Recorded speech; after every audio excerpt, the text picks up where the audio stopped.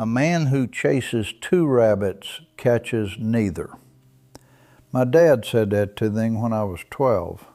I nodded. Yeah, Dad, got it. I did not got it. 46 years later, at 58, I was still chasing two rabbits. Not sports this time. Two real women. Two real people with real trust placed in me. I caught neither. And what I lost was more than I expected. My name's Tom. I'm 59. And this is the part of my life I'm least proud of. I'm sharing it because maybe someone watching is standing exactly where I stood, telling themselves the same things I told myself. Maybe they need to hear how it ends first. I'm a regular guy, Central Indiana, operations manager at an auto parts warehouse, 22 years. I've got a garage with a workbench where I refinish old furniture on weekends, chairs, dressers, things from estate sales. Taking something worn out and making it solid again always felt satisfying to me. Married 19 years, Patricia, son named Danny, 30 now. Divorced at 52. No explosion, no betrayal, just two people who grew into different shapes and stopped fitting. After that, smaller house, simple routine, and for a while I was genuinely okay. Then the quiet got louder. Loneliness at 55 doesn't hit like a wave. It moves in slow. One day the house just feels bigger. You eat standing at the counter because there's no real reason to sit at the table. You turn the TV on not because you want to watch anything, but because the silence has started feeling like pressure. So I downloaded the apps. Being 57 on a dating app is humbling. I'll leave it at that. But I stuck with it. In March, I matched with Karen.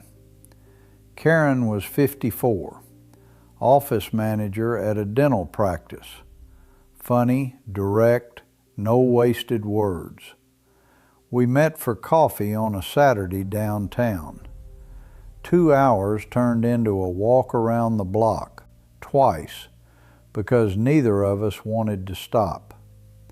She'd been divorced 6 years. No leftover bitterness, just a woman who'd been through something hard and come out settled. I drove home thinking, don't mess this up, Tom. We had dinner once a week after that. By May, I genuinely cared about her. Not just enjoyed her company, cared. The kind that makes you want to be better. I knew the difference.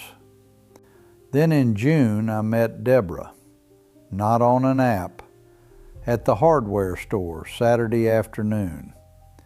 She was in the wood stain aisle, arms crossed, staring at the shelf with that look people get when too many options have stopped making sense. I offered to help. 20 minutes later, we were still talking. Not about staying anymore. About starting over after 50. Buying a house alone. Figuring out who you are in a chapter you never planned for. She was 56, real estate agent, 2 adult daughters, sharp, spontaneous, easy to talk to in a different way than Karen. She laughed at something I said near the end, a real laugh. It caught me off guard how much it landed. We exchanged numbers by the paint supplies. I drove home and sat in the garage a while before going inside.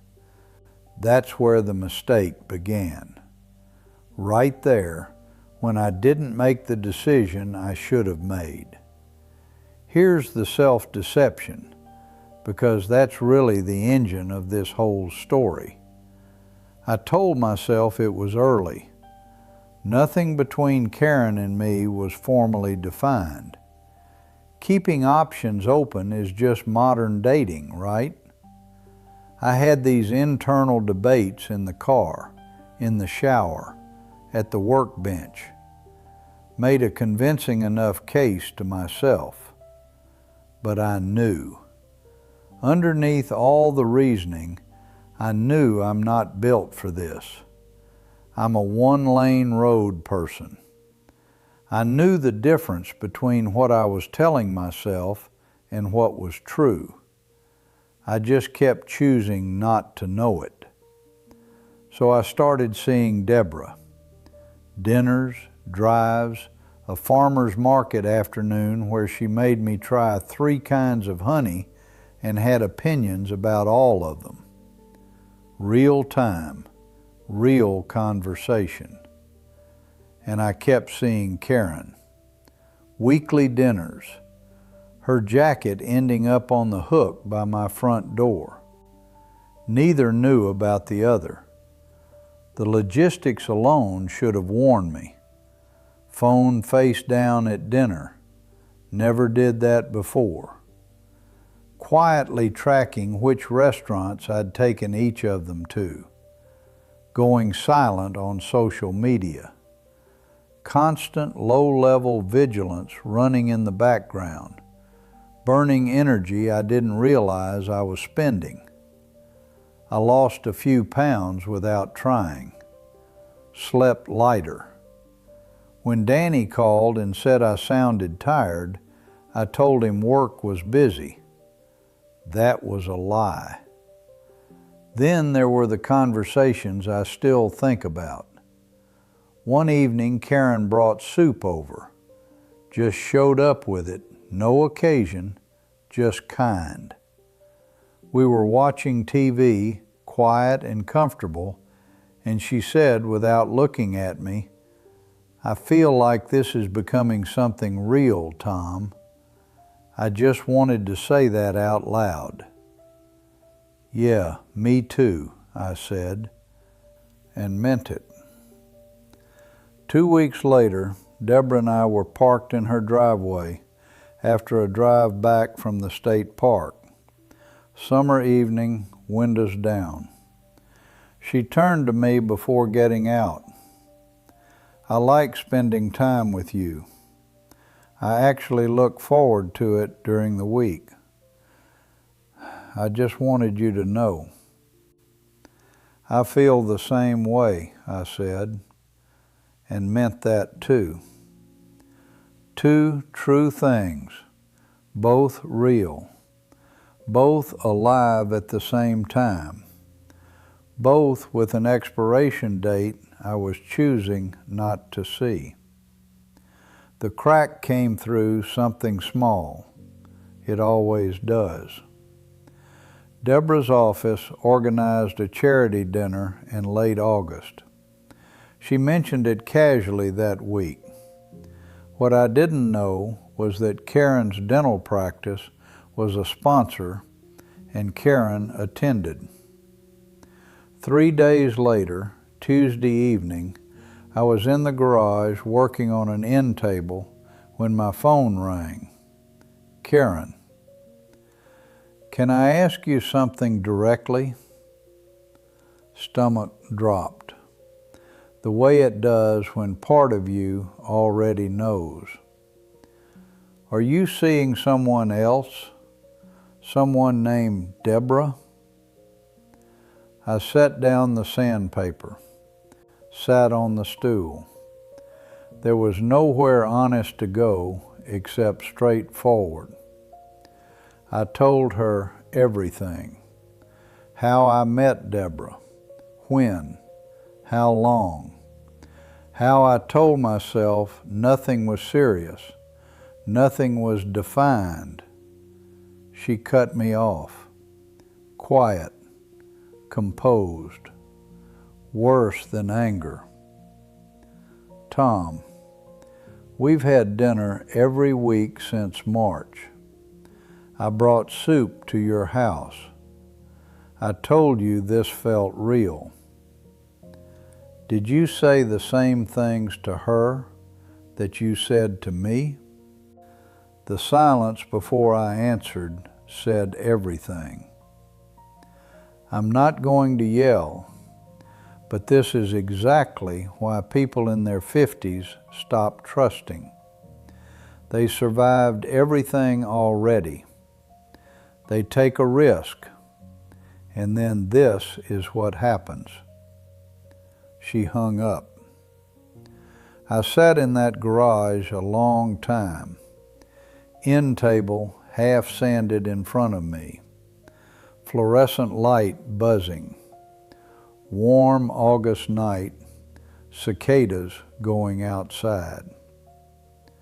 Next morning, I called Deborah, told her everything. She went quiet, said she needed time. 9 days passed. When she called back, she was brief. She couldn't continue. She'd promised herself after her marriage ended that she'd never again sit with the feeling of not being told the truth. I understand, I said, and I did. Both gone, within 2 weeks. What I felt after wasn't exactly heartbreak. Heartbreak has a passive quality, something happening to you. What I felt was more specific, accountability, the kind that finds you early in the morning before the coffee's ready, that sits next to you at the workbench at night and doesn't leave. I hadn't lost them because of bad luck. I lost them because I was scared. Scared of choosing wrong again. Scared of closing a door. So instead of choosing, instead of doing the honest thing, I stood in the hallway holding both handles and called it being careful. It wasn't careful. It was cowardice with a better name. Karen brought soup and used the word real and meant it. Deborah said she looked forward to seeing me during the week. 2 women who had already been through enough, who took a genuine risk by opening up again, who deserved one simple thing above everything else: honesty. Just that. It's been about a year. Same house, same job, same Sunday muffin at the bakery. I'm not dating anyone right now. Not defeat, just deliberate. I needed honest time with myself first to figure out what I'm actually willing to give, not just what I want to receive. Warmth is easy to want. Accountability is harder to offer. Here's what I'd tell anyone over 50 who thinks they can manage 2 relationships at once. The math doesn't work. You don't have the energy for it. And the people you'd be doing it to have already lived enough to deserve better. Make a choice. Be honest. Give it a real shot. If it's not right, say so and move on clean. Not complicated. It just takes courage. A man who chases 2 rabbits catches neither. My dad was right. I just wish I'd understood it before proving it.